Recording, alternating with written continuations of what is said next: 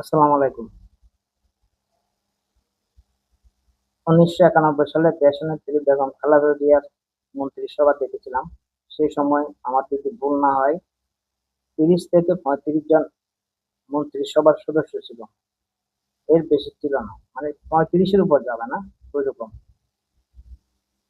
এর পরবর্তীতে যখন ২০০১ সালে সরকার গঠন করে তখন মন্ত্রী পরিষদ আরেকটু বড় হয়। তখন সম্ভবত ৪০ থেকে ৪৫ এর মধ্যে এরকম হবে। এর বেশি হবে না। এর কম হতে পারে হয়তো। যাই হোক, এটাই মোটামুটি মানে মন্ত্রিসভা এইরকমই ছিল। সর্বশেষ গত ১২ ফেব্রুয়ারি নির্বাচনে বিএনপি বিপুল ভোটে জয়লাভ করার পর জনাব জনাব তারেক রহমানের নেতৃত্বে সরকার গঠন করা হয় এবং সেই সরকার গঠনের সময় প্রধানমন্ত্রীর পদ সহ মোট ৫০ জন মন্ত্রী নিয়ে একটা সরকার গঠন করে। এখন অনেকে প্রশ্ন তুলছে মন্ত্রিসভা বিশাল বড় হয়ে গেছে। তারপর গত কয়েকদিন আগে আবার ৬ জন নতুন মন্ত্রী অন্তর্ভুক্ত করা হয়েছে। তাহলে মোট মন্ত্রীর সংখ্যা দাঁড়ালো ৫৬ জন। এখন এটা নিয়ে অনেকে সমালোচনা করতেছে যে এত বড় মন্ত্রিসভা কি দরকার, আমাদের দেশ গরিব দেশ, এই দেশ। এবং আমাদের দেশ গরিব হলে কি হবে, আমাদের জনসংখ্যা তো ২০ কোটি। আমরা সরকারের পক্ষ যেটা বলা হয় আমরা সেটা ধরে বলি ১৬ কোটি ১৮ কোটি এরকম বলে, কিন্তু আসলে আমাদের জনসংখ্যা ২০ কোটির উপরে, ২০ কোটির নিচে না। কারণ জনসংখ্যা কম বলার একটা কারণ আছে। জনসংখ্যা যত কম বলবে তত আপনার গড় আয়ু এ, মানে গড় ইনকাম বেড়ে যাবে, প্রবৃদ্ধি বেড়ে যাবে, জিডিপি গ্রোথ বা জিডিপি ভালো দেখাতে পারবে। যত জনসংখ্যা কম দেখাবে ততই মানে সরকারের যে গ্রাফ গুলো আছে বিভিন্ন বিভিন্ন ধরনের, ওইগুলা ঊর্ধ্বমুখী দেখানো যায় জনসংখ্যা কম দেখালে। সেই জন্য জনসংখ্যা কম দেখায় সব সরকারের, কিন্তু আসলে জনসংখ্যা ২০ কোটির উপরে আমাদের দেশে বর্তমান জনসংখ্যা। সেই হিসাবে মন্ত্রীর তো প্রয়োজন। আর যেহেতু আপনি একটা হিসাব করেন ১৯৯১ সালে যদি ৩৫ জন থাকে তাহলে তাহলে এখন কত টাকার কথা, এখন তো অনেক বেশি টাকার কথা। তো সেই হিসেবে ঠিক আছে। আর সবগুলো মন্ত্রণালয় যদি জনাব তারেক রহমান হাতে রেখে দেয় তাহলে তো কোনো কাজ হবে না। উনি চাচ্ছে কাজ হোক, মন্ত্রিত্ব দিয়েছে ভালো কথা, উনি চাচ্ছে কাজ হোক, মন্ত্রিত্ব বাড়ুক সমস্যা নাই, কিন্তু কাজটা হোক। এখন ওনার হাতে মন্ত্রীর সবগুলো মন্ত্রণালয় ওনার হাতে রেখে দিবে, কিন্তু কাজের কাজ কিছু হবে না, এটা তো কোনো লাভ নেই। সেই জন্য জনাব তারেক রহমান চাচ্ছে মন্ত্রী ওনার হাতে না রেখে, মন্ত্রণালয়ের হাতে ওনার অধীনে না রেখে ডিরেক্টলি ছাড়া বা এগুলা যেন সবাই কাজ করতে পারে। এর মধ্যে প্রশ্ন উঠেছে যে ধর্ম মন্ত্রণালয়ে তো কোনো কাজ নাই, তাহলে ধর্ম মন্ত্রণালয়ে একজন মন্ত্রী আছেন, সেখানে আবার প্রতিমন্ত্রী কেন নিয়োগ করা হলো?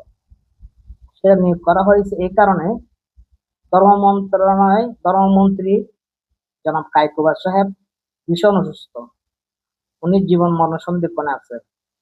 এখন এই মুহূর্তে ওনাকে কি এ সম্ভব বলা যে আপনি তো বাঁচবেন কি মরবেন এটা বলা যাচ্ছে না, আপনি পদত্যাগ করেন?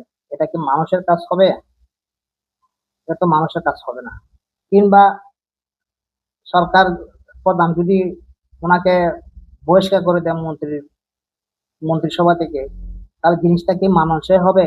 জিনিসটা কি ন্যায় বিচার হবে? হবে না। সেই জন্য আর সেই জন্য কাজ তো আর থেমে থাকবে না। মন্ত্রণালয়ের কাজ তো আর থেমে থাকতেছে না। কাজগুলো তো তারা নিতে হবে। উনি অসুস্থ, কিন্তু কাজগুলো তারা নিতে হবে। সেই জন্য ধর্ম প্রতিমন্ত্রী দেওয়া হয়েছে, যাতে উনি যেহেতু অসুস্থ গুরুতর, বাঁচবেন কি মরবেন সেটা আল্লাহর হাতে, সেই জন্য বিকল্প হিসাবে ধর্ম প্রতিমন্ত্রী রাখা হয়েছে। আচ্ছা, তারপর মন্ত্রিসভা গঠনের সময় জনাব তারেক রহমান বলেছিল ৬ মাসে ১৮০ দিনের পরিকল্পনা নিয়ে মন্ত্রিসভা গঠন করছে, এরপর কাজের মূল্যায়ন করবে। এখন অনেকে মনে করছিল কি ৬ মাস পরে যারা খারাপ করবে তাদেরকে মন্ত্রিসভা থেকে বের করে দেবে। এটা কি সম্ভব? এরকম বের করে দেওয়া যায় 6 মাসের মাথায়? প্রথম 3 মাস তো সবার সাথে পরিচয় হইতে, কোথায় কি আছে, ফাইলপত্র কোথায় কি আছে কি নাই, সচিবদের সাথে আলোচনা, মিটিং, সবকিছু গোছানোতে 3 মাস চলে গেছে। তো এখন যদি 3 মাস দিয়ে যদি একটা মন্ত্রীর কাজের মূল্যায়ন করা হয়, সেটা তো অন্যায় করা হবে। সেই জন্য বাদ দেওয়া হয় নাই। তবে বিভিন্ন এক মানে বন্টনটা আর একটু উলটপালট করা হয়েছে। মানে আগে যেটা দিয়েছে সেখান থেকে আরেক জায়গায় নিয়ে গেছে, ওখান থেকে আরেক জায়গায় নিয়ে গেছে, আরেকজনকে যিনি ছিলেন ওনাকে আরেক জায়গায় নিয়ে গেছে, এইভাবে একটু সাজিয়েছে উনি আবার। তো এটা তো দোষের কিছু না, আর এটা একদম নিয়ম।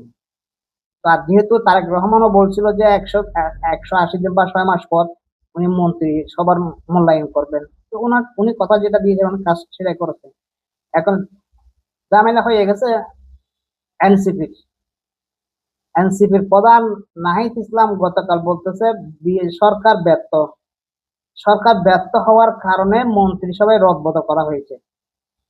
মাথায় একটু নাহিদ সাহেবের গিলুও কাজ করে নাই যে বিএনপি সরকার মন্ত্রিসভা গঠনের সময় বলছিল 6 মাস পর কাজের মূল্যায়ন করব।